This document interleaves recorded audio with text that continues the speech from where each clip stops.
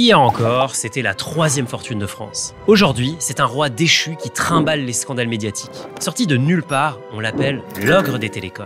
Mais vous le connaissez peut-être sous le nom du roi du levier. Malgré sa discrétion, son nom est connu dans le monde entier, Patrick Drahi. Son histoire, c'est celle d'un empire bâti à une vitesse record grâce à la dette et d'une chute tout aussi spectaculaire que son ascension. Alors comment un enfant de professeur des écoles a-t-il réussi à emprunter plus de 60 milliards d'euros pour créer un empire au pied d'argile? Laissez-moi vous conter l'incroyable épopée de l'entrepreneur boulimique, Patrick Drahi.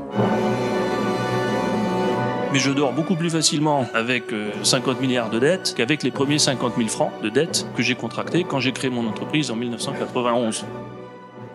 Pour la suite de cette vidéo, je vais partager le micro avec mon équipe qui m'aide sur les recherches, sur l'écriture, sur l'illustration de cette histoire qui est incroyable. Allez, c'est parti. 1963, Casablanca. Patrick Drahi naît de deux professeurs de mathématiques exilés du régime de Vichy. En 1978, de nouveau victime de persécution, Patrick quitte Casablanca pour s'installer à Montpellier. Les maths, Patrick Drahi a ça dans le sang. Sa famille au complet ne compte pas moins de 7 mathématiciens. Dès l'âge de 11 ans, il aide ses parents à corriger des copies. C'est donc sans surprise qu'il intègre le réputé lycée Joffre de Montpellier. En 1983, Drahi intègre même la prestigieuse École Polytechnique avant de terminer ses études à Télécom Paris. C'est là-bas qu'il côtoie pour la première fois l'élite de la technocratie parisienne, dont il apprend les codes et les traditions. C'est avec cette solide formation que Patrick Drahi entame sa carrière en 1986 comme ingénieur de recherche en fibre optique chez Philips. Le salariat ne durera pas longtemps. Le jeune Patrick s'ennuie dans son poste d'ingénieur. Patrick quitte Philips au bout de 4 ans. Il fait un court passage au sein de la société d'investissement suédoise Kinnevik qui investit dans les télécoms et la tech partout en Europe. Là-bas, Patrick découvrira une technique financière qui lui sera très utile plus tard, le LBO. Puis, il se lance à son compte. Pour prendre le minimum de risques, il débute en vendant ses services comme consultant. Son rôle lui permet d'être aux premières loges des opportunités d'investissement dans le secteur naissant du câble. En 1994, Patrick sent qu'il a acquis assez de connaissances sur son marché pour enfin passer à l'action.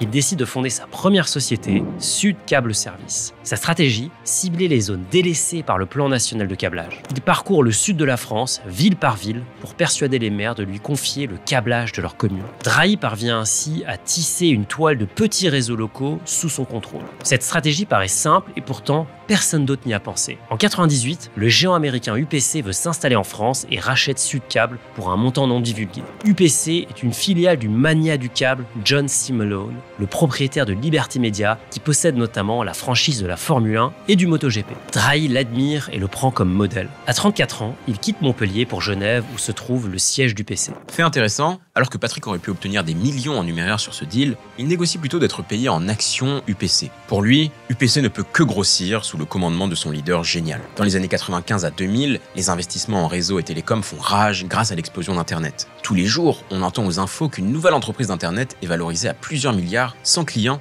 ni produits. Drahi sent que quelque chose ne tourne pas rond. En 2000, il revend l'ensemble de ses actions UPC pour 40 millions d'euros. Si Sudcable était une offensive audacieuse, cette revente, c'est bien son premier coup de maître sur l'échiquier des affaires. À peine quelques semaines plus tard, les cours de tous les géants s'effondrent en même temps. La bulle Internet a éclaté et Drahi en est sorti vainqueur. Fort de ce capital nouvellement acquis et des prix maintenant au rabais sur l'industrie télécom, Patrick Drahi peut passer à la vitesse supérieure. En 2001, il crée la holding Altice. Sa seule raison d'être, acquérir un maximum d'acteurs dans les télécoms. Il cible les petits opérateurs européens, moins chers, parfois en difficulté, il les restructure, mutualise les coûts et ensuite augmente les marges. Son but, accumuler progressivement une masse critique de réseau. Il agrège tous ces acteurs en une entité unique, Numéricable, qui devient le premier câblo-opérateur français avec près de 2/3 des foyers du pays couverts. Même si les débuts sont difficiles à cause d'un grand retard sur la modernisation du réseau, Drahi parvient à redresser la barre à coup d'investissement. Il tourne alors son regard vers l'international. En 2009, Altice s'attaque au marché israélien en rachetant HOT, le principal câblo-opérateur d'Israël. Puis en 2011, la chaîne d'info i24 News.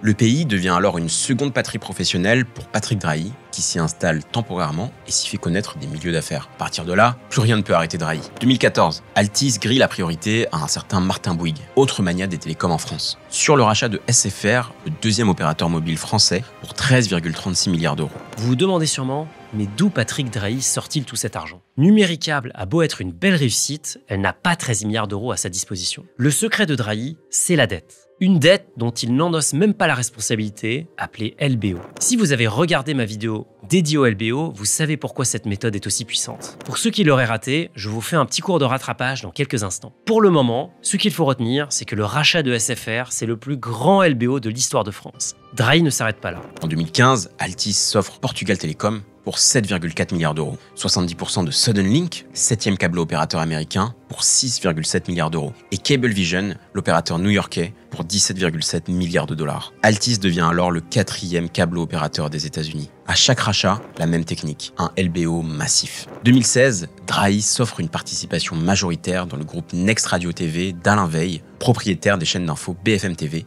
et RMC. L'objectif, réitérer le succès de HOT, mais en France, avec sa fameuse synergie infrastructure et contenu. Altice Media Group intègre aussi cette année-là les titres de presse Libération et L'Express. 2019, la prestigieuse maison de vente aux enchères Sotheby's tombe dans les mains de Patrick Drahi pour 3,7 milliards de dollars. Un coup de com', Sotheby's alimente encore plus l'image d'homme d'affaires au goût éclectique et à l'ambition sans limite. De 2021 à 2023, Patrick Drahi s'accapare progressivement un quart de BT Group, l'opérateur historique britannique. Une incursion qui suscite l'attention du gouvernement britannique, même si Drahi déclare ne pas vouloir prendre le contrôle total de BT. C'est avec ce mélange d'endettement massif, d'acquisition éclair et de convergence que Patrick Drahi, né de modestes parents enseignants, est devenu en à peine 15 ans la 3e fortune de France. L'assurance vie, c'est simple, c'est l'enveloppe d'investissement préférée des Français. Le problème, c'est que la plupart des contrats sont bourrés de frais. Frais de versement, frais de gestion, frais de contrat, frais de support, frais d'arbitrage. C'est un véritable millefeuille indigeste auquel vous allez faire face. Combinés, ces frais peuvent vite atteindre plus de 3% par an pour les acteurs traditionnels comme les grandes banques. Si vous suivez cette chaîne, vous le savez, 3% par an, c'est près de 60% de manque à gagner sur 30 ans. C'est exactement pour cette raison que j'ai lancé un contrat d'assurance vie avec des frais bas. Les frais de gestion commencent à 0,99% et évoluent en fonction de votre abonnement Finari. C'est simple, ce contrat, c'est l'un des moins chers sur le marché pour la gestion profilée. Et pour les fans de gestion libre, cette dernière arrive bientôt avec des frais encore plus bas et surtout, si vous souscrivez à une gestion profilée aujourd'hui, vous pourrez bien sûr passer à la gestion libre lorsqu'elle sera disponible. Cliquez sur le lien dans la description ou scannez le QR code qui s'affiche à l'écran afin de démarrer l'ouverture de votre contrat. Si vous êtes arrivé aussi loin dans la vidéo, la question qui doit être sur vos lèvres actuellement, c'est « Mais d'où Patrick sort-il ces milliards ?» Si je vous réponds « De la dette », vous allez me répondre « D'accord, mais qui va la rembourser ?» Le génie dans l'approche de Patrick Drahi, c'est que l'entreprise, une fois rachetée, devra elle-même rembourser la dette contractée pour son propre rachat. La méthode complète tient en 3 lettres, LBO, Leveraged Buyout. Dans la presse, Patrick est surnommé le roi du LBO. L'idée est simple, mais elle est redoutable. Mettre le minimum de fonds propres, puis couvrir l'essentiel du prix d'achat par de la dette, levée auprès de banques ou via des obligations. Cette dette, elle doit être contractée par une holding qui s'occupera du rachat. Une holding, c'est une société qui possède d'autres sociétés. Alors naturellement, quand la société rachetée rejoint la holding par un jeu comptable, la dette contractée pour acheter la société devient la dette de la société. Du coup, ce sont les flux de trésorerie de la société nouvellement acquise qui commencent à rembourser la dette. Autrement dit, Drahi joue gros, mais le poids financier repose principalement sur les sociétés qu'il rachète. Le rachat de SFR a été monté quasi intégralement à crédit via l'émission record d'obligations à haut rendement ou high yield et donc haut risque. Si vous souhaitez approfondir davantage le sujet, j'ai fait une vidéo complète dédiée au LBO. Ça a l'air trop gros pour être vrai, mais la conjoncture de la première moitié des années 2010 a grandement aidé Drahi. Les taux d'intérêt historiquement bas lui ont permis de lever énormément de dettes afin de bâtir son empire à vitesse record. Tout ça, c'est bien beau, mais que faire une fois qu'on a acheté cette société qui est maintenant endettée jusqu'au cou ? Pour Patrick Drahi, seule la croissance compte. La dette n'est pas un problème pour une entreprise qui croît. Ce sont les groupes en décroissance qui se focalisent sur la réduction de l'endettement. Ils poussent le raisonnement plus loin dans une formule restée célèbre. Si j'arrête mon développement soi-disant boulimique, dans 5 ans, j'aurai 0 dette. Et alors, cela serait idiot car je ne ferai pas de croissance pendant 5 ans. Autrement dit, pour Drahi, mieux vaut croître à crédit que de se priver d'opportunités par excès de prudence. Mais cette stratégie du levier implique de lourdes contreparties. Les entreprises rachetées doivent générer suffisamment de profits afin de rembourser les dettes contractées. Concrètement, cela se traduit par des plans de réduction de coûts énormes. Drahi n'a pas hésité par exemple à lancer des plans de départ chez SFR et à couper drastiquement dans les dépenses marketing. Armando Pereira, cofondateur d'Altis, résume ainsi la philosophie maison. Nous coupons les coûts sur les choses superflues. Nos salariés doivent avoir ce qu'il leur faut pour travailler, pas plus. De plus, Drahi a un sens pour l'innovation technologique comme business. Ingénieur télécom de formation, il a très tôt misé sur la fibre optique, câble coaxial pour délivrer le très haut débit fixe et la 4G. Visionnaire sur la convergence télécom-média, il a aussi été l'un des premiers en Europe à bâtir un groupe qui réunit réseau, services télécom et médias. En parallèle, Patrick Drahi a mis en place des montages financiers sophistiqués pour optimiser son empire. Altice NV est coté aux Pays-Bas où le régime fiscal est plus souple qu'en France. Le groupe est structuré autour de holdings intermédiaires. Les actifs français sont contrôlés via 2 holdings luxembourgeoises, Altice Group Luxe et sa holding personnelle, NextLP. Avec ce schéma en cascade, les profits sont logés dans des pays fiscalement avantageux. En coupant sur l'impôt, Drahi augmente encore plus sa rentabilité et donc sa capacité de remboursement. C'est là qu'on comprend pourquoi ses bras droits sont tous d'anciens loups de la banque. Bernard Mourad et Dexter Goey de Morgan Stanley. C'est cette approche financière qui lui vaudra ses innombrables critiques dans les médias. Tout ce qui monte trop vite doit redescendre. Même le grand Patrick Drahi n'échappe pas à cette règle. Dès 2014, alors que tout le monde le croyait intouchable, des fissures apparaissent déjà. Lors de la bataille pour SFR, qui l'opposait au puissant Martin Bouygues, Patrick Drahi était loin de faire l'unanimité. Le ministre Arnaud Montebourg fustigeait publiquement son offre, qu'il jugeait trop endettée et mauvaise pour la France. Patrick était aussi la cible des attaques d'un certain Xavier Niel. Le fondateur de Free l'accuse d'être un exilé fiscal sans attache nationale. Et pour cause, dès 1999, Drahi avait quitté la France pour la Suisse, en partie pour échapper à l'impôt français. En 2014, il est critiqué pour son obtention de la nationalité israélienne, même si c'est une condition nécessaire pour détenir plus de 20% d'un opérateur télécom local. En 2016, par contre, il empoche de nouveau une nouvelle nationalité, celle du Portugal, qui lui permet de pouvoir circuler en Europe librement tout en étant relativement protégé fiscalement. Quelques années plus tard, encore plus exotique, il acquiert la nationalité de Saint-Christophe-et-Niévès, une petite île au milieu des Caraïbes où la fiscalité est encore plus légère. Il s'y fera d'ailleurs construire une luxueuse maison. Sa holding personnelle est basée à Guernsey, un paradis fiscal situé en plein milieu de la Manche. Sa collection d'art, elle, d'une valeur de 750 millions d'euros, a été déplacée au Luxembourg pour échapper à l'impôt. Ces critiques n'inquiètent pas Drahi outre mesure. Ce qu'il fait est peut-être douteux, mais pas illégal. Ce sont ses méthodes qui révèlent sa vraie nature. Dès son arrivée chez SFR, Drahi applique sa recette habituelle. Avec plus de 50 millions d'euros d'intérêt mensuel à régler, il ne lésine devant rien pour réaliser les 1,1 milliard d'économies par an dont il a besoin pour alléger sa dette. Tous les fournisseurs sont mis sous tension. Sociétés de nettoyage, équipementiers, call center. Pour chaque contrat, le tarif est revu à la baisse de 20 à 40%. Pour les faire plier, Drahi n'hésite pas à cesser de rémunérer certains prestataires pendant des mois. Il s'attaque même à EDF et exige 80% de réduction. En interne, il supprime les augmentations. Le milliardaire se rend une fois par semaine au siège de SFR, tout inspecté, jusqu'à la cantine. Un salarié dira même « il n'y a plus de papier à SFR ».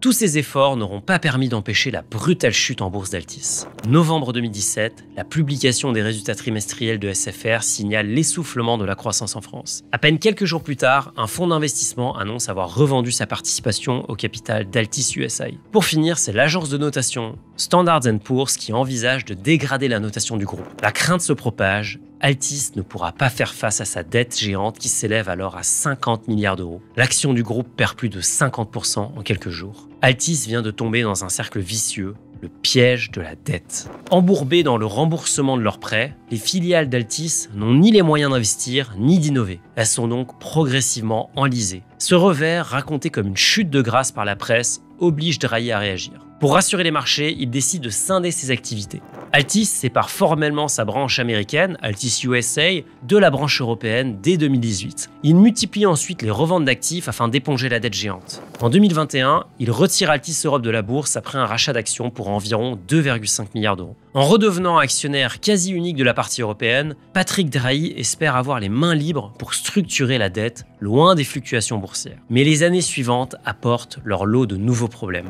Dès 2019, son pays d'adoption, la Suisse, se retourne contre lui. Le canton de Genève lance une procédure de redressement fiscal qui rendrait Drahi redevable de 7,5 milliards d'euros. Un record. Mais ce n'est pas tout. En août 2022, le groupe de hackers russe Hive a piraté les systèmes d'Altis. Des centaines de milliers de documents confidentiels sont mis en ligne après le refus de Drahi de payer une rançon. Ces documents ont été analysés par 3 médias indépendants français. Reflet Info, Street Press et Blast, qui les nommeront les Drahi Leaks. Ces journalistes ont publié une série d'enquêtes révélant des pratiques plus controversées les unes que les autres. Il est reproché à Drahi d'avoir fait remonter des dividendes exceptionnels et des frais de management depuis ses filiales vers ses holdings. Drahi drainait la trésorerie pour financer son train de vie tout en laissant la dette au niveau des filiales. Il est aussi révélé qu'en 2005, Patrick Drahi aurait fait semblant de quitter sa femme pour séparer leurs foyers fiscaux, et donc payer moins d'impôts. L'affaire est toujours en cours. Un malheur n'arrivant jamais seul, en parallèle de ces scandales médiatiques, l'explosion des taux d'intérêt en 2022-2023 complique drastiquement le refinancement de la dette colossale d'Altis. En 2023, elle avoisinait les 60 milliards de dollars, un niveau insoutenable.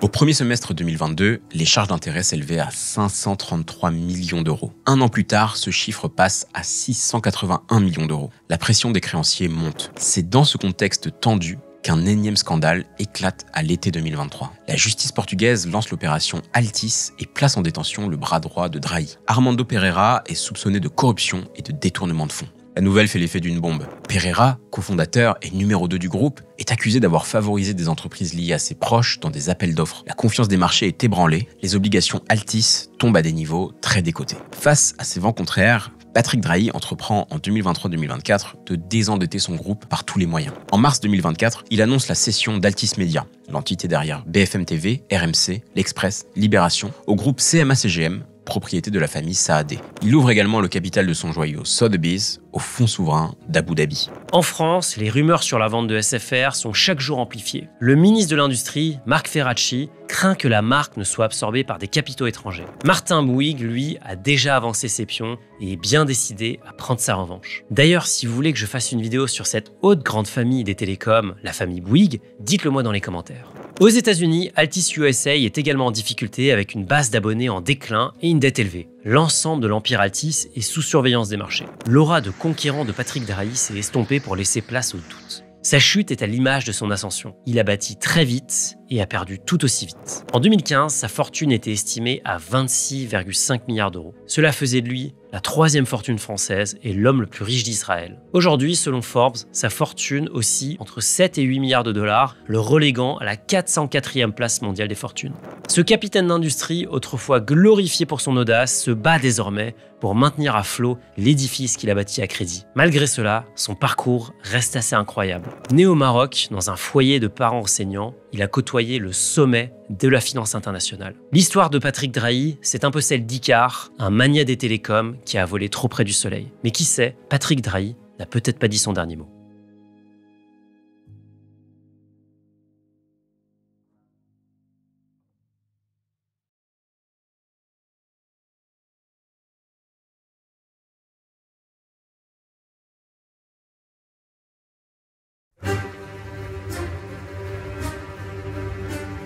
C'est l'une des marques les plus connues au monde.